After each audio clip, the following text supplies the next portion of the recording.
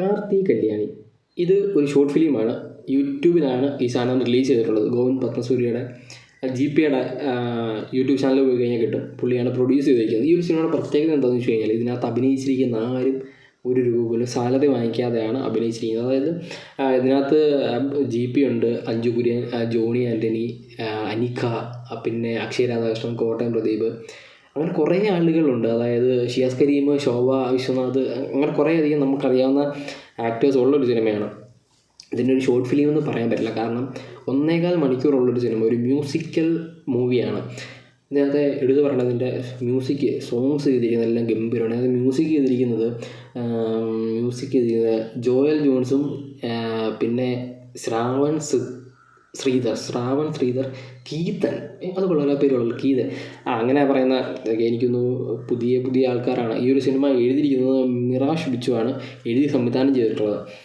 ഒരു 1.25 മണിക്കൂറിൽ എന്ത് കാണിക്കാനാണെന്ന് ചോദിച്ചു കഴിഞ്ഞാൽ അത്യാവശ്യം കുഴപ്പമില്ലാത്ത ഒരു സിനിമയിൽ 2 ലവ് സ്റ്റോറി, ഇതിൽ 2 ലവ് സ്റ്റോറി കാണിക്കുന്നുണ്ട്. അതായത് നായകൻ്റെയും നായികയുടെയും ആ ഒരു ലവ് സ്റ്റോറി കാണിക്കുന്നുണ്ട്. അതേപോലെ തന്നെ അതായത് നമ്മളുടെ എന്തായിരുന്നു കാർത്തിയുടെയും കല്യാണിയുടെയും ലവ് സ്റ്റോറി കാണിക്കുന്നുണ്ട്. അതായത് നന്ദൻ്റെയും മീനാക്ഷിയുടെയും ലവ് സ്റ്റോറി കാണിക്കുന്നുണ്ട്. ഇതിനകത്ത് എനിക്ക് ഭയങ്കര ഫീൽ ചെയ്തത് നന്ദൻ്റെയും മീനാക്ഷിയുടെ ലവ് സ്റ്റോറിയാണ്.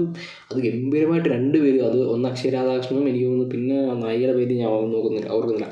അപ്പം അവർ ഗംഭീരമായിട്ട് തന്നെ ചെയ്തിട്ടുണ്ട്. അത് വേറെ ലെവൽ സാധനമാണ്. ആ ഒരു ലവ് സ്റ്റോറി ഈ ഒരു സിനിമയ്ക്ക് ഒരു ഇൻസ്പിറേഷൻ കൊടുക്കുന്നുണ്ട്. ഈ ഒരു ക്യാരക്ടേഴ്സിന്, നായകനും നായികയ്ക്ക് ഒരു ഇൻസ്പിറേഷൻ കൊടുക്കുന്നുണ്ട്. അപ്പം നായകനായിട്ടുള്ള കാർത്തി ഒരു സിനിമാ സംവിധായകനാകണം എന്ന് പറഞ്ഞ് നടക്കുന്നു. അങ്ങനെ സിനിമയ്ക്ക് വേണ്ടി കഥ പറയാനായിട്ടൊരു പ്രൊഡ്യൂസറിൻ്റെ അടുത്ത് ചെല്ലുന്നതാണ്, ജോണി ആൻ്റണിയുടെ അടുത്ത് ചെല്ലുന്നതാണ്. അവിടെ ചെന്നിട്ട് ഇതൊരു ട്രൂ സ്റ്റോറിയാണ്, സ്വന്തം ലൈഫിൽ നിന്ന് എഴുതിയതാണ് കഥ. അങ്ങനെ ആ ഒരു കഥ പറഞ്ഞു തുടങ്ങുന്നു. ആ ഒരു കഥയ്ക്ക് അത് ട്വിസ്റ്റുകളൊക്കെ വരുന്നു. ഒരു സമയമാകുമ്പോൾ ഈ ഒരു സിനിമയ്ക്ക് അത് ഒരു റൊമാൻസ് സിനിമ, റൊമാൻറ്റിക് ഡ്രാമ എന്നൊക്കെ പറഞ്ഞ രീതിയിൽ പോകുന്ന സമയത്ത് പ്രത്യേകിച്ച് ഒരു ട്വിസ്റ്റ് കൊണ്ടുവരുന്നുണ്ട്. ആ ഒരു ട്വിസ്റ്റ് നമുക്ക് ദഹിക്കത്തില്ല ഒരിക്കലും, അത് ഒട്ടും ദഹിക്കാൻ പറ്റാതെ, അതായത് ഒരു ട്വിസ്റ്റിന് വേണ്ടി നോർമലി പോകുന്നൊരു കഥയ്ക്ക് എന്തെങ്കിലും ഒരു ട്വിസ്റ്റ് ഉണ്ടെന്നുണ്ടെങ്കിൽ ഇനി ഈ സിനിമ മുന്നോട്ട് പോകൂ എന്നുള്ള രീതിയിൽ കൊണ്ടുവന്നത് പോലെ നമുക്ക് ഫീൽ ചെയ്യും. അതാണ് ഈ ഒരു സിനിമയ്ക്ക് അത് ഏറ്റവും വലിയ ട്വിസ്റ്റ് എന്ന് പറഞ്ഞു കഴിഞ്ഞാൽ.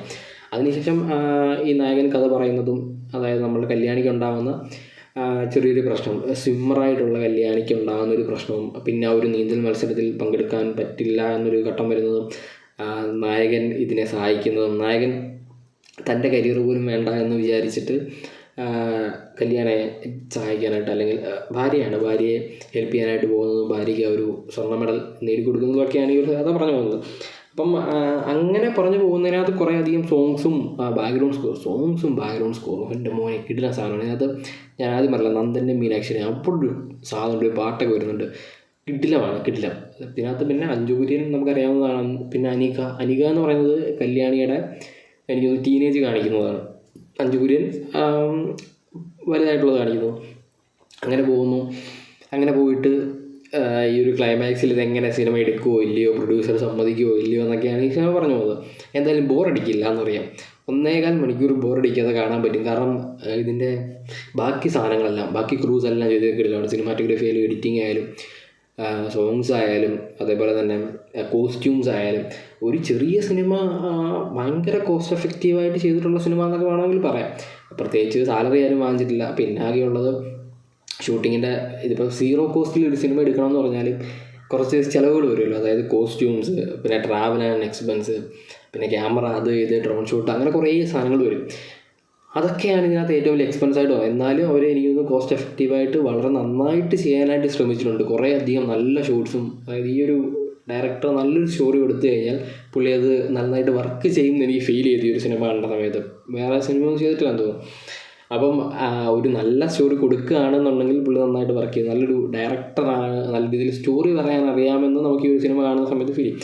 ഇത് തിയേറ്ററിലൊന്നും റിലീസ് ചെയ്ത് കഴിഞ്ഞാൽ ഓടില്ല എന്ന് നമുക്ക് ഉറപ്പാണ്. അങ്ങനെ തിയേറ്റർ എക്സ്പീരിയൻസോ അല്ലെങ്കിൽ തിയേറ്ററിൽ പോയി കാണാനായിട്ടൊന്നുമില്ല. മേ ബി ഏതെങ്കിലും OTT കൊടുത്തിരുന്നെങ്കിൽ ചിലപ്പം കുറച്ചുകൂടെ ബെറ്റർ ആയിരുന്നു.